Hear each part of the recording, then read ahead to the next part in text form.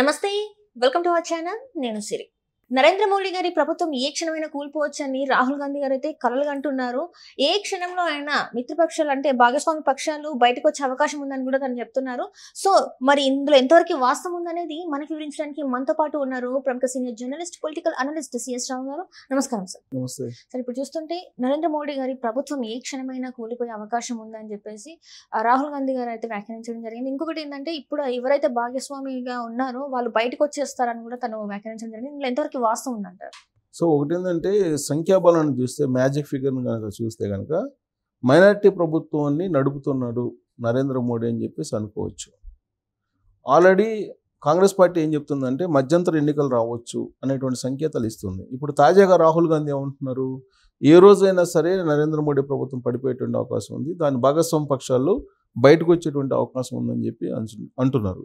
దానికి ప్రతిగా బీజేపీ ఏముంటుంది, పివి నరసింహరావు విజయవంతంగా మైనారిటీ ప్రభుత్వాన్ని నడిపారు కాబట్టి అదే తరహాలో మేము కూడా నడపగలమని చెప్పేసి వాళ్ళు అంటున్నారు. అంటే దాని అర్థం ఏంటి, ఇండికేషన్ ఏమి ఇచ్చారు బీజేపీ వాళ్ళు, మీరు కనుక ప్రభుత్వం పడిపోతుంది నరేంద్ర మోడీది అనేటువంటి ఈ ప్రోపగండా చేస్తే పివి నరసింహరావు ఏ విధంగా అయితే మైనారిటీ ప్రభుత్వాన్ని నడిపారో అదేవిధంగా మేము నడపగలము అనేటువంటి సంకేతాలు ఇచ్చారు. అంటే దాని అర్థం ఏంటంటే ఇతర పార్టీల నుంచి ఎంపీలని లాక్కోగలము అనేటువంటి పరోక్ష సంకేతాలను ఇస్తున్నారు. సో మ్యాజిక్ ఫిగర్ని కనుక చూస్తే, ఈ నెంబర్ గేమ్ని కనుక చూస్తే 272 మ్యాజిక్ ఫిగర్, 272 పైగా ఉండాలి. ఇప్పుడు ఎన్డీఏకి 292 ఉన్నాయి. ఎన్డీఏకి ఇది అందరూ మద్దతు ఇస్తున్నారు, ఇప్పుడు మద్దతు ఇస్తున్నటువంటి పరిస్థితి. అయితే బీజేపీకి ఎంత ఉంది, 240 ఉన్నాయి. ఇంకొక 32 మంది కనుక వెళ్ళిపోతే, 32 మంది కనుక పక్కకి వెళ్ళిపోతే ఆయన ప్రభుత్వం 32 కూడా అవసరం లేదు, 292 ఉన్నాయి కదా, 292 272 వచ్చేస్తే అది అంటే దాదాపుగా ఒక 24 కనుక 24 మంది కనుక వెళ్ళిపోతే అవుట్, గవర్నమెంట్ పడిపోతుంది. గవర్నమెంట్ పడిపోయేటువంటి అవకాశం, అసలు తెలుగుదేశం పార్టీ బయటకు వస్తే గవర్నమెంట్ పడిపోతుంది, దాంట్లో డౌట్ లేదు. సో అందుకే ఇప్పుడు జరుగుతున్నటువంటి డిస్టర్బెన్సెస్ని గమనించి ఎన్డీఏ భాగస్వామి పక్షాల్లో ఏ రోజైనా ప్రభుత్వం పడిపోయే అవకాశం ఉంది, మధ్యంతర ఎన్నికలు వస్తాయి అని చెప్పి రాహుల్ గాంధీ భావిస్తూ ఉన్నారు. అలాంటి ఆలోచన, అలాంటి భావన భారతదేశ ప్రజల్లో కలిగించేలాగా రాహుల్ గాంధీ మాట్లాడుతూ ఉన్నారు. దానికి కారణం ఏంటంటే స్పీకర్ పదవి కానీ డిప్యూటీ స్పీకర్ పదవి కానీ ఇవి ఇప్పుడు భాగస్వామి పక్షాల్లో లేదంటే ఎన్డీఏ ముందు ఉన్నటువంటి పెద్ద సవాలు. స్పీకర్ పదవి ఎవరికి ఇవ్వాలి అనే దాని మీద చర్చ జరుగుతుంది. స్పీకర్ పదవిని తెలుగుదేశం పార్టీకి ఇవ్వండి, మేము మద్దతు ఇస్తామని చెప్పి ఇండియా కూటమి చెబుతుంది. డిప్యూటీ స్పీకర్ అనేది ప్రతిపక్షాలకు ఇవ్వాలి, ప్రధాన ప్రతిపక్షం కాంగ్రెస్ పార్టీకి ఇవ్వాలి అనేది ఆ పార్టీ యొక్క డిమాండ్. సో ఇవి కనుక జరగకపోతే ఓటింగ్ జరిగేటువంటి అవకాశం ఉంది స్పీకర్గా. సో స్పీకర్ కనుక ఓటింగ్ జరిగితే అప్పుడు ఈ రెండు పక్షాలకి దూరంగా ఉన్నటువంటి పార్టీలు ఉన్నాయి కదా, ఎన్డీఏకి యూపీఏకి దూరంగా ఉన్నటువంటి పార్టీలు ఉన్నాయి. ఆ పార్టీలు ఎవరికి మొగ్గు చూపుతాయి అనే దాని మీద ఉంది. ప్లస్ స్పీకర్కి ఎన్నిక జరిగితే స్పీకర్ ఎవరు అనే దాని మీద కూడా క్రాస్ ఓటింగ్ జరిగే అవకాశం ఉంది. ఒకవేళ కనుక మ్యాజిక్ ఫిగర్ను తగ్గి స్పీకర్ ఎంపిక విషయంలో కనుక ఓడిపోతే, ఎన్డీఏ కనుక ఓడిపోతే అప్పుడు అసలు అవిశ్వాస తీర్మానం ఎదుర్కోవాల్సి వస్తుంది నరేంద్ర మోడీ. స్పీకర్ కనుక ఒకవేళ ఎన్డీఏ పెట్టినటువంటి వాళ్ళు కనుక ఎంపిక కాకపోతే, ఎందుకంటే ఎన్డీఏ భాగస్వామి పక్షాలు ఉన్నప్పటికీ కూడా ఎన్డీఏ భాగస్వామి పక్షాలకు కూడా కొంత ఇంట్రెస్ట్ ఉంటుంది. ఇప్పుడు ఆయన స్పీకర్ ఇవ్వలేదు తెలుగుదేశం పార్టీకి స్పీకర్ ఇవ్వలేదు కాబట్టి క్రాస్ ఓటింగ్ చేయొచ్చు ఎవరైనా సరే. లేదు బీజేపీకి సంబంధించిన స్పీకర్ని పెట్టారనుకోండి, వీళ్ళందరూ వేస్తారని నమ్మకం లేదు. ఎందుకంటే అక్కడ విప్పు జారీ చేయటాలు లేదంటే అక్కడ స్వేచ్ఛాయుతంగా స్పీకర్ని ఎంపిక చేసుకోవచ్చు, అనర్హత వేటేయాలి ఇలాంటివి ఏమి ఉండవు. సో కాబట్టి ఆ స్పీకర్ విషయంలో ఎన్నిక జరిగితే కనుక ఏదైనా జరగచ్చు అనేటువంటిది రాహుల్ గాంధీ ఆలోచన అయి ఉండొచ్చు బహుశా, నేను అనుకోవటం. అందుకే ఆయన ఏ రోజైనా గవర్నమెంట్ పడిపోయే అవకాశం ఉంది, భాగస్వామి పక్షాల్లో బాగా గ్యాప్ వచ్చింది అనేది ఆయన ఆలోచనగా చెప్తూ ఉన్నారు. సో ఇక్కడ మనం చూస్తే ఎన్డీఏ భాగస్వామి పక్షాలు చూస్తే కనుక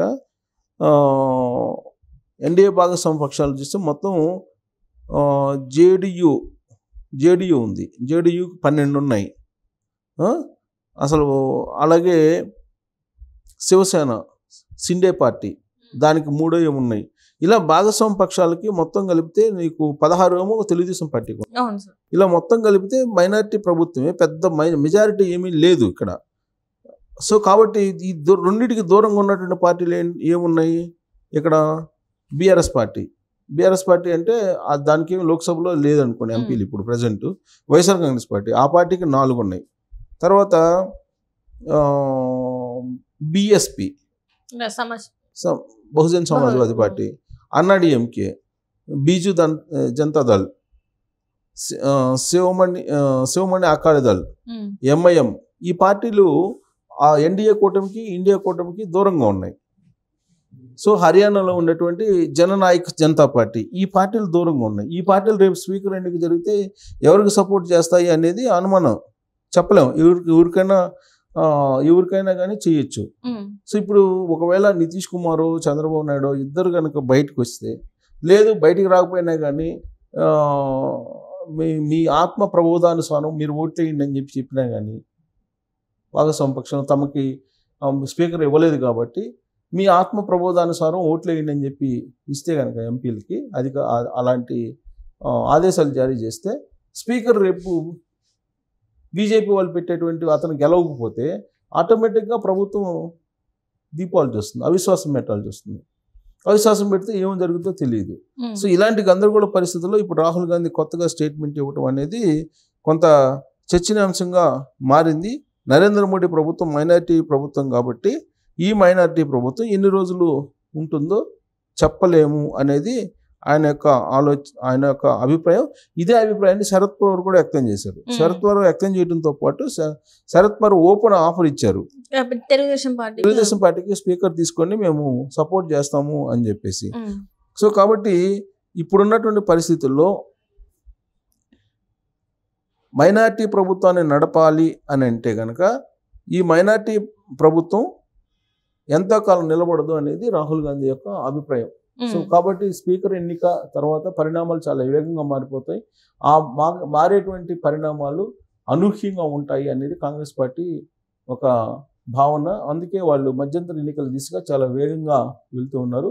ప్రధానమంత్రి నరేంద్ర మోడీ విషయంలో ఆర్ఎస్ఎస్, బీజేపీ కూడా డిఫరెంట్గా ఉన్నాయి.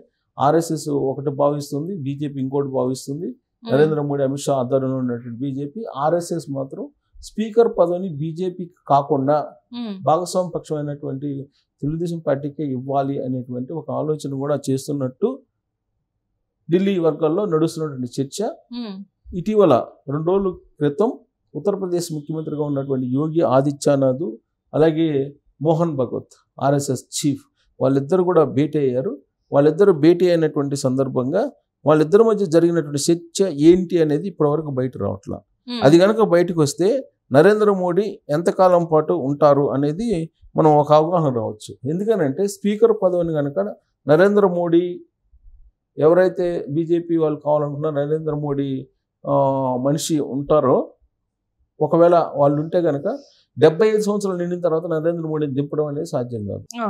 సో కాబట్టి జనరల్గా 75 సంవత్సరాల్లో తర్వాత ప్రత్యక్ష ఎన్నికల్లో ప్రత్యక్ష రాజకీయాల్లో ఉండకూడదు అనేది బీజేపీ యొక్క మ్యాండేటరీ.